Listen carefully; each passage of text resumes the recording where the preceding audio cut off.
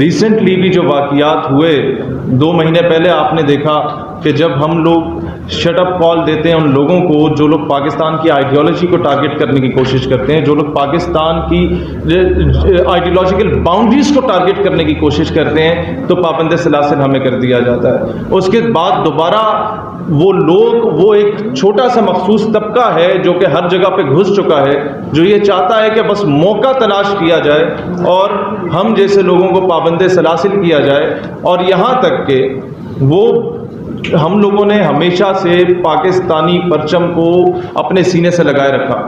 ہم لوگوں نے آج تک اپنی آرگنائزیشن کا پرچم لانچ نہیں کیا تھا صحیح طریقے سے، کہ ہم نے کہا پاکستانی پرچم ہی ہمارا پرچم ہے۔ وہ لوگ جن لوگوں نے ہمیشہ سے یہ کہا کہ یار پاکستان کا جو پرچم ہے اس سے ہمیں محبت ہے، تو اس نسبت سے کہ اس کی نسبت میرے آقا کے گنبد خضرا سے ہے، اور اس کو ہم گھر میں بھی لگا کے پھرتے ہیں، اپنے ساتھ سینے پہ لگا کے، اب چوم کے آنکھوں سے لگاتے ہیں۔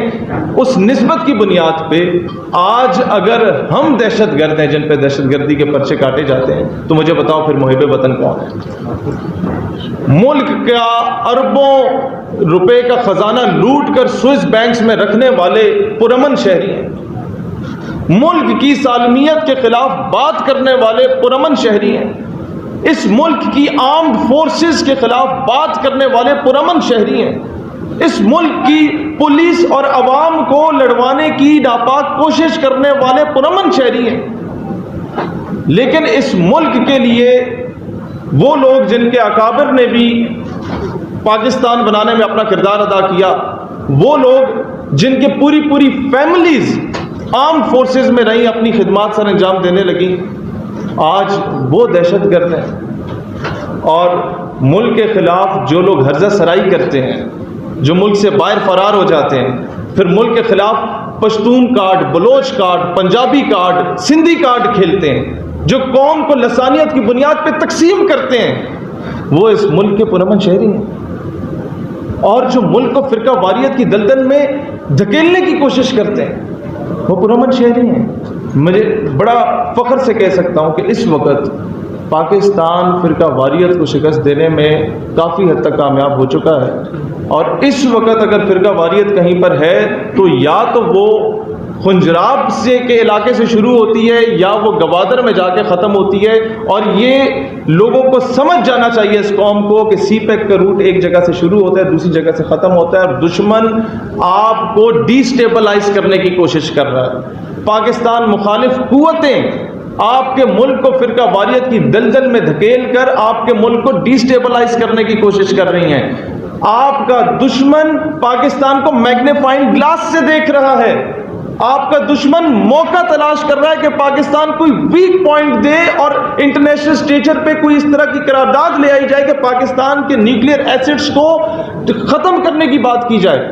آپ وہ واحد ریاست ہیں جو پوری دنیا کو چپتے ہیں، صرف اس وجہ سے کہ you are the only homeland after Medina پاک which was made on the name of Islam، صرف اس وجہ سے کہ you are the only homeland, the only country in the entire Muslim world جس کے پاس ایٹمی قوت موجود ہے۔ لیکن اب ہم جب یہ دیکھ رہے ہیں سینیریو کو، پچھلے 70 سالوں سے عوام کے جو بنیادی حقوق ہیں وہ انہیں نہیں دیے گئے، عوام کے جو بیسک رائٹس تھے وہ ان کو نہیں دیے گئے، جو روٹی کپڑا مکان کا نعرہ لگایا جاتا تھا وہ انہیں نہیں فراہم کیا گیا، ان کو بیسک ایجوکیشن کا جو رائٹ تھا وہ صحیح طریقے سے نہیں فراہم کیا گیا، اور ایجوکیشن جہاں ملے بھی تو یکساں تعلیمی نظام نہیں۔ امیر کے بچے کے لیے تعلیم اور ہے، میڈیوکر کے لیے تعلیم اور ہے، مڈل کلاس کے لیے، اور غریب کے بچے کے لیے تعلیم اور ہے۔ جو یہ او اے لیولز کے سکولز ہیں جہاں بڑے بڑے بیوروکریٹس کے بچے، بڑے بڑے بزنس مین کے بچے، بڑے بڑے آفیسرز کے بچے پڑھتے ہیں، ملک کا مستقبل تو وہی بچے ہیں، پھر ملک کا مستقبل کی تو وہی ایلیٹ کلاس ہے۔ آپ چاہیں نہ چاہیں اسی کے بچے نے بننا ہے جناب، آپ کا وزیر بننا ہے، مشیر بننا ہے۔ 90% کیسز میں ہو رہا ہے، اور ان سکولز میں، ان کالجز میں کیا پڑھایا جا رہا ہے؟ سوالیہ نشان یہ ہے کہ کون سا تعلیمی نصاب پڑھایا جا رہا ہے جو کسی دور میں محمد بن قاسم پڑھایا جاتا تھا، آج کیوں نہیں پڑھایا جاتا؟ جو کسی دور میں نور الدین زنگی یا صلاح الدین ایوبی پڑھایا جاتا تھا، آج کیوں نہیں پڑھایا جاتا؟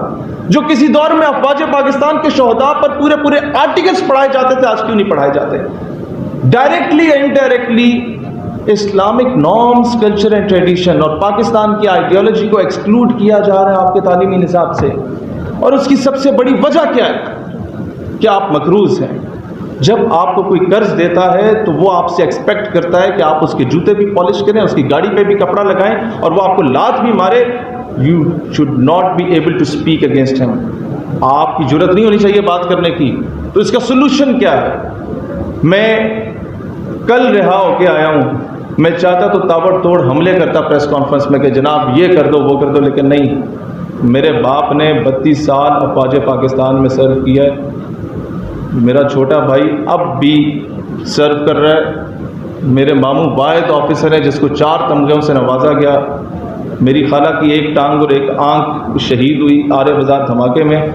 میں کبھی اس طرح کا موقع دشمن کو نہیں دوں گا کہ جو ظلم، جو تشدد ہم لوگوں پہ ڈائریکٹلی یا انڈائریکٹلی مینٹل ٹارچر ہوا یا جس طریقے کا بھی ٹارچر ہوا، ہم اس کے بارے میں بات کر کے قوم کو بھڑکائیں.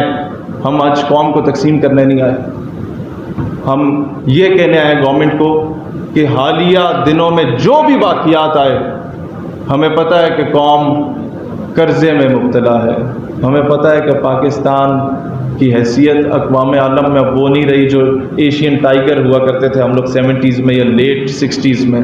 اس کا سلوشن یہ ہے کہ حکومت پاکستان اور اپوزیشن کی تمام جماعتوں کو مل بیٹھ کے پاکستان کی سالمیت اور اس کی بقا کے لیے فیصلے کرنے ہوں گے، اپنے سیاسی اختلافات کو پس پشت رکھ کے. نمبر 2، گورنمنٹ آف پاکستان کو قرض مکاؤ مہم چلانے کی اشد ضرورت ہے. اور اگر یہ وہ مہم چلاتے ہیں، میں کہتا ہوں عمران خان آج اعلان کرے کہ میں اپنے 300 کنال کا بنی گالا کا پلاٹ بیچنے کو تیار ہوں. اس کے پاس یہ ایک لیگل ویو ہوگا کہ جب یہ کر دیا تو اب نواز شریف کے رائیونٹ کے محل بھی قومی خزانے میں جمع کرائے جائیں. اب زرداری صاحب کے بلاول ہاؤسز بھی قومی خزانے میں جمع کرائے جائیں. کسی نے بھوکا نہیں مرنا. اور قوم کی کیا عزت رہ جائے گی جب دنیا میں ہمارے لوگ جاتے ہیں، انہیں بھکاری کی نظر سے دیکھا جاتا ہے، انہیں منگتے کی نظر سے دیکھا جاتا ہے، انہیں دیکھا جاتا ہے کہ شاید یہ بھی کچکول لے کے آ. گورنمنٹ ایک فنڈ ریزنگ کا پراپر بینک اکاؤنٹ بنائے. میں وعدہ کرتا ہوں اسلام آباد کے جن چوک چوراہوں پہ بیٹھ کے ہم لوگ دھرنے دیا کرتے تھے نا ملک مخالف قوتوں کے خلاف، اسلام مخالف قوتوں کے خلاف، انہی چوکوں میں بیٹھوں گا، میرے بھائی بیٹھیں گے اور ہم بھیک مانگیں گے قوم سے کہ اس قوم کو آپ آزاد کریں.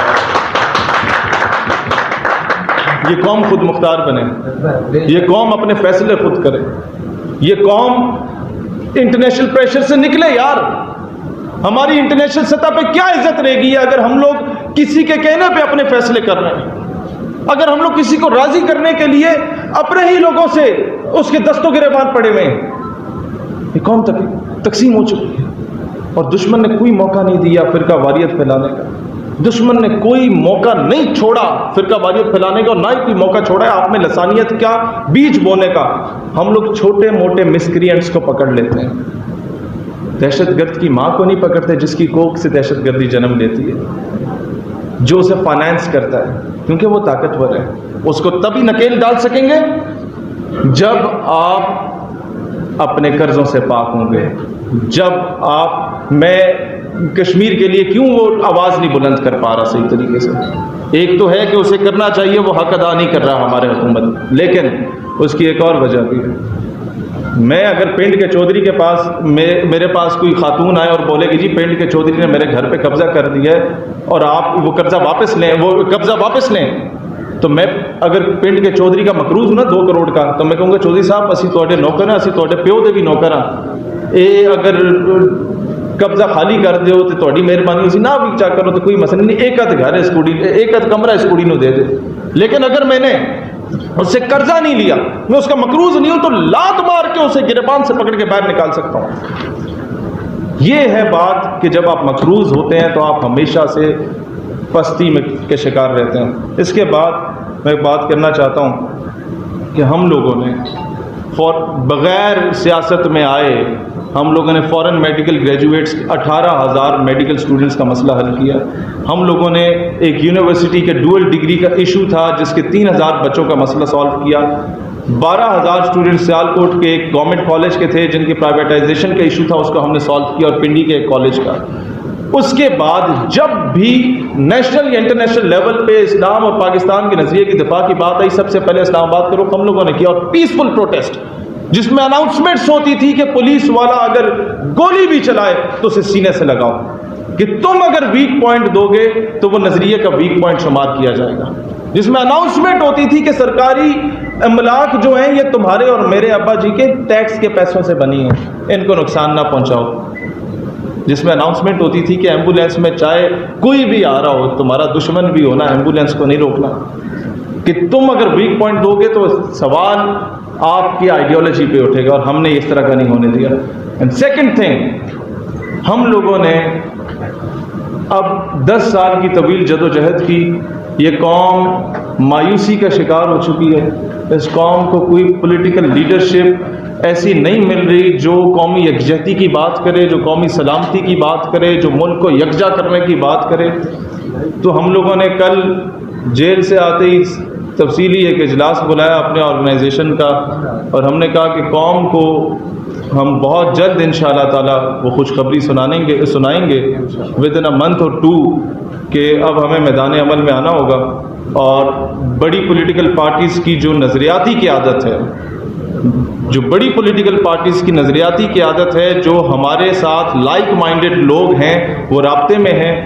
انشاءاللہ آپ کو 27ویں رمضان المبارک کو ہی موسٹ پروبیبلی، جس دن پاکستان مارز وجود میں آیا، اس پاک کا رات کو آپ کو نظر آئے گا کہ بڑی بڑی وکٹیں گریں گی، بڑے بڑے تخت اچھالے جائیں گے، بڑے بڑے تاج اچھالے جائیں گے، اور انشاءاللہ تعالیٰ آپ کو نظر آئے گا کہ بانیان پاکستان، جن لوگوں نے پاکستان بنایا تھا، ان لوگوں کی فیملیز آپ لوگوں کو ہمارے دائیں اور بائیں بیٹھی